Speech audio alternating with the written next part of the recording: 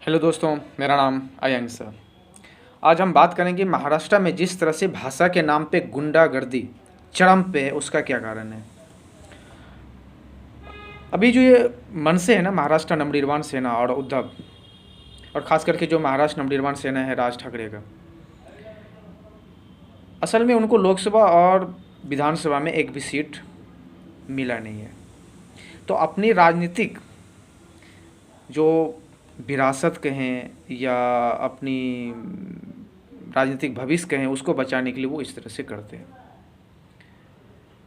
वो मराठी के नाम पे किसको टारगेट कर रहे हैं? जो मजदूर हैं, जो छोटे रेडी वाले हैं, जो छोटे दुकानदार हैं, उनको टारगेट करते हैं, उनको मारते हैं, वीडियो बनाते हैं और वायरल करते हैं। और ये कोशिश करते हैं कि देखो मैं मराठियों का हितैषी हूँ, ताकि उनको वोट मिल सके। और अभी बॉम्बे में म्यूनिसिपल कॉरपोरेशन का चुनाव होने वाला है, तो इसलिए इतना ये भाषा के नाम पे तांडव कर रहे हैं। अब मेरा मानना है कि अगर भाषा मराठी सिखाना ही है तो सबको सिखाओ। वहाँ जो बॉलीवुड है, असल में बॉलीवुड किसने नाम रखा पता नहीं। असल में वो होना चाहिए हिंदी फिल्म इंडस्ट्री। वो तो हिंदी में फिल्म बनाते हैं, एक साल में हज़ारों फिल्में बनती है। उनको बोलो कि ये बंद करो, मराठी में फिल्म बनाओ। लेकिन आप ऐसा करते नहीं हो। जो व्यापारी बिजनेसमैन है, जो बड़े व्यापारी बिजनेसमैन है, वो हिंदी बोलते हैं, आप उनको टारगेट करते नहीं हो। जो खिलाड़ी है, बहुत ऐसे खिलाड़ी है जो हिंदी बोलते हैं, आप उनको कुछ बोलते नहीं हो। आप तो उनके पार्टी में जाते हो तो उनको भी सिखाओ। आप बोलते हो ना कि अगर कोई मराठी ना बोले तो उसके कान के नीचे लगाओ, तो इनको भी लगाओ। अगर इतनी मराठी से भाषा से होती है तो इनको भी सिखाओ। और दूसरी बात, वो छोड़ो, अगर मराठी सिखाना ही है तो थोड़ा सा डोंगरी चले जाओ, भाईकाला चले जाओ, उधर भी जाके मराठी सिखाओ। लेकिन उधर मन से कार्यकर्ता मिलते भी नहीं है, ढूंढने से भी नहीं मिलते। ठीक है ना। बस इनका बस इतना सा होता है कि जो मजबूर है, गरीब है, पर्टिकुलर एक रिलीजन से है, उनको टारगेट करो। ठीक है, क्योंकि वो आसान टारगेट होता है, कोई अति भी नहीं होता है, और इनको टारगेट करो और अपनी राजनीति चमकाओ। अच्छा, महाराष्ट्र में समस्याओं का कोई कमी नहीं है। मैं भी बॉम्बे में रहा हूँ और मेरे बहुत सारे मित्र, मेरे दोस्त महाराष्ट्र के बहुत सारे क्षेत्रों से रहे हैं, क्योंकि बॉम्बे में था कुछ दिन कुछ चीज़ों के लिए। तो महाराष्ट्र में समस्या कोई कमी नहीं है। वहाँ के किसान पानी के लिए सुसाइड करते हैं, बैंक का लोन चुका नहीं पाता, उसके कारण सुसाइड करता है, उस पर कभी बात नहीं करता। सरकारी दफ्तर में करप्शन चरम पे, उस पर कभी बात नहीं करता। बहुत सारे क्षेत्र में जब आप विदर्भ के क्षेत्र में जाओगे, सही से पानी तक नहीं मिलते हैं लोगों को, रोड नहीं है, बिजली नहीं है, उस पर बात नहीं करता। उस पर क्यों बात करें? उस पर बात करेंगे तो काम करना पड़ेगा, और काम क्यों करें जब भाषा पे ही सारा चीज़ चल रहा है, तो फिर काम करने की क्या ज़रूरत है। तो उस पर कभी भी बात नहीं करते ये। ठीक है, ये सिर्फ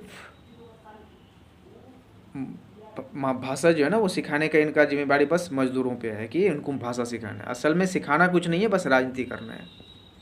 अच्छा, इनको लगता है ना कि जो बॉम्बे है ना, वही असल में महाराष्ट्र है। असल में महाराष्ट्र बहुत बड़ा है, और महाराष्ट्र बहुत बड़ा है, बहुत सारी समस्या है, वो भी उठाओ। ठीक है, वो भी उठाना चाहिए ना। लेकिन नहीं, इनको वो उठाना नहीं चाहिए। अच्छा, मैं किसी भाषा को नीचा नहीं दिखा रहा हूँ, मैं फिर बोलता हूँ, हिंदी का जितना महत्व है उतना ही मराठी का महत्व है। और मेरा मानना है कि अगर कोई व्यक्ति किसी क्षेत्र में जाके रहता है, अगर कोई महाराष्ट्र में जाके रहता हो या दुनिया किसी भी क्षेत्र में जाके रहता हो, तो वहाँ की भाषा, वहाँ के कल्चर को ज़रूर अपनाना चाहिए, ज़रूर सीखना चाहिए। बिल्कुल बिल्कुल, लेकिन ज़बरदस्ती उनके साथ नहीं हो। ठीक है, तो ये तो रहा राज ठाकरे की बात। ये तो एक पक्ष हुआ। अब दूसरा पक्ष, जिस पे कोई बात नहीं करना चाहता, मैं करूँगा। ठीक है, वो ये है। अब मैं इसको थोड़ा सा बिहार के संदर्भ में देखता हूँ। बिहार के ने जो पढ़े लिखे लोग हैं और जो मजदूर हैं, दोनों का पलायन होता है। जो पढ़े लिखे लोग हैं वो दूसरे शहरों में, बेंगलुरु, बॉम्बे जैसे शहरों में, कंपनियों में काम करते हैं, फिर उनके साथ भी दुर्व्यवहार होता है। और जो मजदूर है वो ट्रेन में ठूस के, मतलब शायद वैसा गाय भैंस भी नहीं जाता होगा, उस तरह से ठूस के जाते हैं। ठीक है, अब मेरा कहना है कि भाई क्यों जाते हो? फिर सवाल आता है कि यहाँ रोजगार नहीं है। ये बहुत हद तक ये भी सही है, बहुत हद तक क्या सही है ये कि रोजगार नहीं है। तो यहाँ की जो सरकार है ना, मैं उनसे कहना चाहता हूँ, या जो भी पार्टी से हो, या जो भी आज तक मंत्री, विधायक, सांसद या जो भी रहा हो, या जिसकी भी सरकार रहा हो, कम से कम इतना तो करते हैं ना। अच्छा, बिहार के नेताओं को क्या होता है ना कि मैंने सीना चौड़ा किया। भाई ये सीना के नीचे पेट भी होता है, उसकी भी व्यवस्था कर देते। तो बहुत सारे नेता बोलते मैं तो भैया पिछड़ों की बात करता हूँ, दलितों की बात करता हूँ। तो एक्सक्यूज मी, उस महाराष्ट्र में भी दलित है, पिछड़े हैं, वहाँ भी बहुत सारे नेता हुए हैं जो दलितों की और पिछड़े की बात करते हैं, लेकिन उनके साथ साथ विकास भी करते हैं। और हमारे यहाँ ऐसे निकम्मे लोग हैं जो सिर्फ यही जातिवाद की राजनीति करते, विकास नाम से उनको कोई मतलब नहीं होता है। ठीक है, सिर्फ पिछड़े और दलित कहने से काम नहीं होता है। बोला ना, सीना चौड़ा करने से अच्छी बात है, लेकिन सीने के नीचे पेट भी होता है, उसकी व्यवस्था कर दिया करो। तो बिहार की जो ये समस्या है कैसे ख़त्म होगा? जब बड़ा इंडस्ट्री जब यहाँ पे लगेगा तभी होगा। तो पढ़े लिखे लोगों को भी रोज़गार मिल जाएगा, जो मजदूर है उनको भी रोज़गार मिल जाएगा। और जब तक ऐसा नहीं होगा तब तक बिहारी बाहर जाएंगे, उनके साथ दुर्व्यवहार होगा, उनके साथ गाली गलौज होगा, और जो अच्छे लोग हैं, सही जगह पे हैं, उनको भी ऐसी झेलना पड़ता है, शर्मिंदगी उनको भी होता है। तो मैं 3 लोगों को कहना चाहता हूँ। एक, जो बिहार के लोग हैं, मैं उनको कहना चाहता हूँ भाई थोड़ी सुधर जाओ। अगर कहीं जाते भी हो तो वहाँ की भाषा सीख लो, अच्छे तरीके से रहो, अच्छे से कपड़ा पहनो। तुम्हारी जो पहनावा है उससे लोग बिहार को जज करते हैं कि बिहार के लोग होते ही ऐसे हैं, असल में वो है नहीं। तो कहीं भी जाते हो साफ़ सुथरे रहो, अच्छे से रहो, अच्छे से काम करो, और वहाँ की भाषा सीखो। और मेरा मानना है कि अगर उधर क्यों जाते हो, इधर ही करो ना। अरे एक वक्त का भोजन कम ही खाओ, इज्जत के साथ तो रहो ना। तुम जाके कोई बहुत बड़ा तीर तो नहीं मार रहे हो, उधर बोझी बने हुए ना दूसरे पे, लोग तो वही समझ रहे हैं ना। तो क्यों जाते हो? और यहाँ के नेताओं को करना चाहता हूँ, भाई क्या है यार तुम लोग, क्या अगर आपके स्टेट के लोगों को कोई मारता है या जलील करता है तो यहाँ के जो विधायक है, सांसद है, मंत्री है, जो भी है, ये उनके गाल पे तमाचा है। शर्म करो बेशर्मो, थोड़ी सी काम भी कर लिया करो। ठीक है, अच्छा लगता है क्या कोई बिहारी नाम लेके गाली देते हैं या बिहार के लोगों के साथ ऐसा करते हैं? अच्छा लगता है क्या? अपना नेता 2 तरह की बात करते हैं, यार हमारा एक इतिहास रहा है, प्राचीन इतिहास रहा है। ठीक है, इतिहास रहा है। मान लो किसी के बाप दादा ने अच्छा काम किया और उसका बेटा नालायक निकल गया और उसने सब चीज़ नष्ट कर दिया, उसको क्या कहोगे? तो हमारा प्राचीन इतिहास अच्छा रहा है, लेकिन हम लोगों ने क्या कर दिया? हम लोगों ने तो बंटाधार कर दिया ना। अब उसी पे गुरूर करते रहोगे हमारा प्राचीन इतिहास, ये वो फलाना ढिकाना। ठीक है, अभी क्या दुर्गति हो रहा है ये तो देखो, उसमें तो काम करो। अच्छा, कुछ बेशरम नेता इतने गिरे हुए होते हैं, वो क्या बोलते हैं, अगर बिहारी बॉम्बे ना जाए, मुंबई ना जाए, बेंगलुरु ना जाए, चेन्नई नहीं जाए तो वो शहर ठप हो जाएगा। तूने ठेकेदारी लेके रखा है क्या? यहाँ के मजदूरों को, यहाँ के लोगों को क्या वो कालीन बिछा के स्वागत करते हैं क्या? करते हैं क्या? नहीं करते हैं ना। तो ये बेशर्मी वाला बात क्यों करते हो? अपने लोगों के रोजगार पे ध्यान दो ना। तुम्हें बुलाता है कोई क्या? समझो, राजनीति करना है करो, लेकिन विकास का काम भी तो करो ना। सबसे बड़ी बात है रोजगार, वो भी करो ना। और बिहारियों से मैं कहना चाहता हूँ, क्या यार तुम लोग भी, एक छोटा सा स्टेट है, 94,163 स्क्वायर किलोमीटर का, पॉपुलेशन 15 से 20 करोड़, क्या कुछ भी। इस सबसे जो मेन जड़ है ना वो पॉपुलेशन का है, उस पर काम करो। और खास करके जो युवा है ना, मैं उसको कहना चाहता हूँ यार, 1 से 2 बच्चे जन्म दो ना। वो जानवर मत बनो, ठीक है ना। उतने ही बच्चे दो जन्म जिनको क्वालिटी युक्त एजुकेशन दे पाओ, सही संस्कार दे पाओ, वो करो, समझ गए ना। ताकि जो हम लोगों को जो झेलना पड़ रहा है ना, वो आने वाली पीढ़ियों को झेलना ना पड़े, समझ रहे हो ना। अरे इधर ही काम करो ना। और दूसरी बात, ये सरकारी नौकरी जैसी जो गंदी मानसिकता है ना, इससे निकलो। हेलो बिहारियों, तुम्हें ही बोल रहा हूँ, ये सरकारी नौकरी की जो गंदी मानसिकता है ना, उससे निकलो। ठीक है, कुछ लोग करते हैं, करने चाहिए, समझ रहे हो ना। बिहार में किसकी इज्जत होनी चाहिए जानते हो? जो स्टार्टअप करने वाले, जो बिजनेस करते हैं, उनकी इज्जत होनी चाहिए, क्योंकि वो दूसरे को रोजगार देते हैं। उनके कारण बिहार की जो स्टेट जीडीपी है ना, उसका ग्रोथ होता है। उनकी इज्जत होनी चाहिए, ये नौकरी करने वालों की इज्जत नहीं होनी चाहिए। ये कड़वी बात है जी, ठीक है। तो इस पर फोकस करो। जब तुम्हारी बाहर कहीं इज्जत नहीं है, कोई प्रतिष्ठा नहीं है, कोई पूछने वाला नहीं है, तो फिर क्यों करते हो, क्यों जाते हो? नहीं जाना चाहिए ना, इधर ही करो ना, कुछ इधर ही काम करो। अगर मैं राज ठाकरे की जगह होता तो मैं क्या करता, समझते हो? मैं क्या करता? मैं ना बिहार के मजदूरों पे टारगेट नहीं करता, मैं बिहार के जो विधायक, सांसद, मंत्री जो जाके बॉम्बे में इलाज कराते हैं ना, मैं उनको कहता कि चल इधर से निकल, तेरा किधर काम नहीं है, तू इतने बेशरम है कि तू अपने स्टेट में ऐसा भी हॉस्पिटल नहीं बना पाएगा, तू इधर इलाज कराने के लिए आता है। अगर मैं उनके जगह होता ना, तो मैं बिहार के विधायक, सांसद, मंत्री पे टारगेट करता, ना कि बिहार के मजदूरों पे। वो बेचारा मजबूर है, क्या करेगा। लेकिन फिर मैं बोलता हूँ, इधर ही काम करो, वो बेहतर है। मत जाओ बाहर, ठीक है, मत जाओ बाहर। अगर कहीं जाते भी हो ना, थोड़ा ढंग से रहो, ढंग से कपड़े पहनो, ढंग से रहो, क्योंकि तुम जिस तरह से बन के जाते हो, मैं खुद एक बिहारी हूँ, मुझे देख के शर्म आता है, मुझे खुद शर्म आता है तुम लोगों का ढच्चा देख के, तुम लोगों का व्यवहार देख के। ढंग से जाओ, ठीक है। तो इसलिए बिहार के जो युवा है, उनको सोचना है कि बिहार को बनाना है, कुछ उनके लिए करना है, बिजनेस, उद्योग धंधे। जो बिहार के नेता है, हाथ जोड़ के विनती करता हूँ कि कम से कम जो बड़े इंडस्ट्री है ना, उनको यहाँ पे लगाओ। अभी पटना में हाल में क्या, अभी पटना में शायद परसों या कल एक बिजनेसमैन पे हमला हो गया। अरे यार, यहाँ के मंत्री मर जाए घंटा फर्क नहीं पड़ता है, यहाँ का बिजनेसमैन मर जाए इस पे फर्क पड़ता है। मंत्री मर जाए उससे कुछ नहीं होगा, बिजनेसमैन वो जो लोगों को काम देता है, तो हमारे लिए बिजनेसमैन मैटर करता है। कैसे मारा चला गया? तो जो बड़े बिजनेसमैन हैं उनको यहाँ पे लाओ, उनको जमीन दो, उनको जगह दो,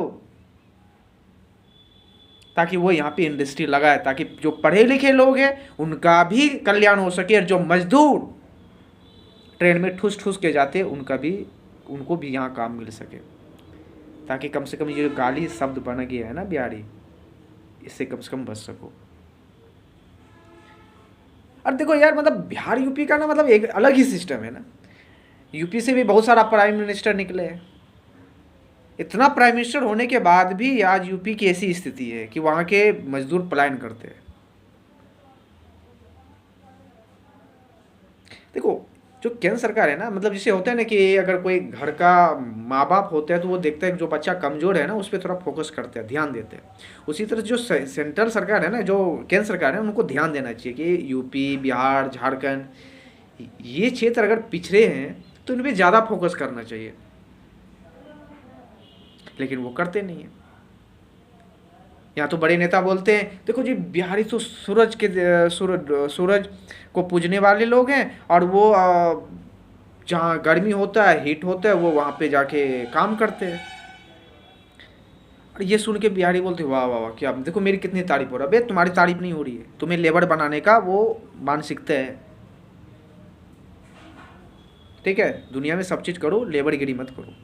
अगर करना ही तो इधर करो, अपने स्टेट में करो, दूसरे स्टेट में जाके लेबर का काम मत करो। तो इस पे काम करने की जरूरत है। तो बिहार के लोगों को भी सोचना चाहिए, बिहार के नेताओं को भी सोचना चाहिए। और दूसरी बात, जब बिहार से ना अब नेताओं से उम्मीद रहा नहीं है, कुछ पार्टी है, मैं नाम नहीं बोलूँगा, आप समझ जाओगे, उनसे उम्मीद था कि ये अगर आएंगे तो ये काम करेंगे। लेकिन मुझे ना 3 चीज़ मुझे खटक रहा है। एक, कि ये आके फिर जातिवाद जैसी गंदी चीज़ों में फंस ना जाए। दूसरी, कि ये वोट बैंक जैसी राजनीति में फंस ना जाए।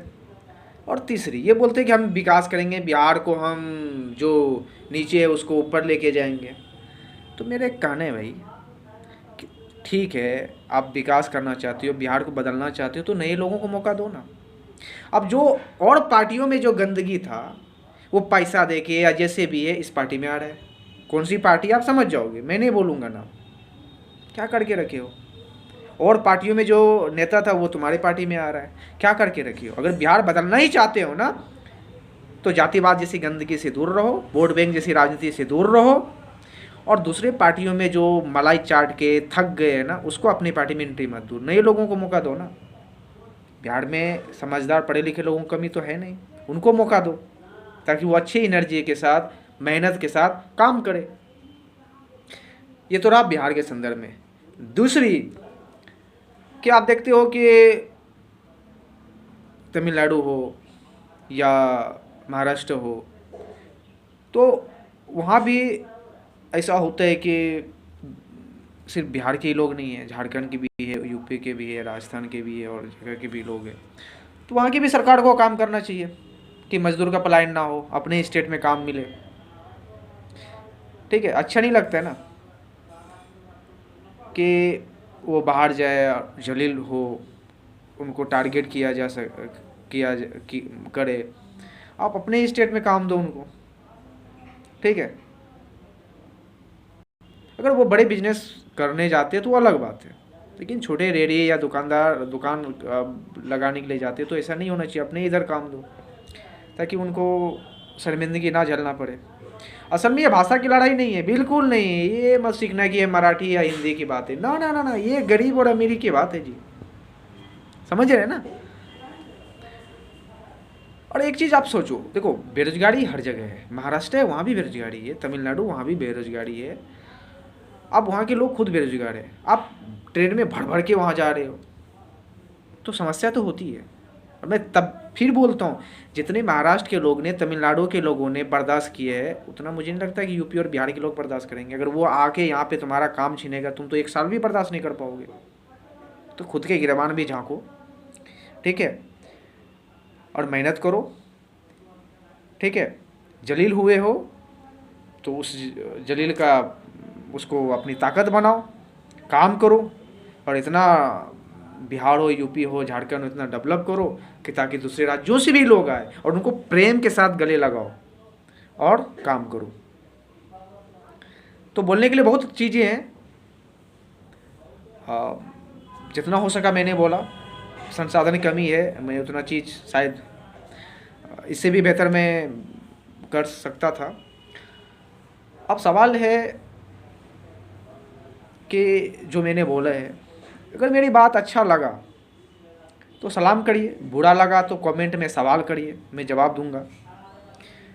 अच्छा, मैं किसी पार्टी से मेरा कोई नाता है नहीं, शायद मैं रखना भी नहीं चाहता, और मैं डरता किसी के उती से नहीं है। मैं डरता 3 लोगों से हूँ, भगवान से,